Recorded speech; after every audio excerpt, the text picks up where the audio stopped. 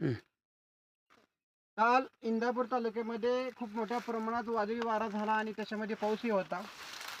एवढं मोठं नुकसान झालं त्याच्यामध्ये तुम्हाला सांगतो, जे केळीचं पीक असेल, डाळिंबाचं पीक असेल, जमीनदोस्त झालेलं आहे. आणि सर्व शेतकऱ्याची अशी मागणी आहे की झालेल्या पिकाचं झालेल्या नुकसानीचं पंचनामं हे फास्ट व्हावेत आणि आम्हाला योग्य तो न्याय मिळावा, हेच भावना इंदापूर तालुक्यातील सर्व शेतकऱ्याची आहे.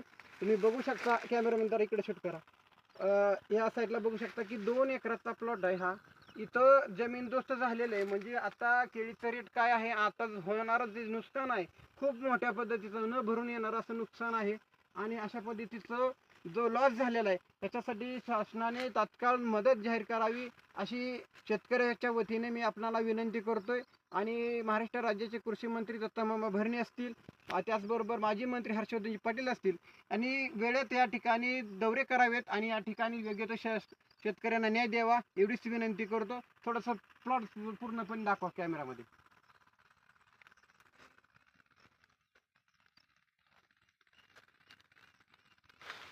तसं फिरा, फिरत असं गोल फिरा म्हणजे त्याला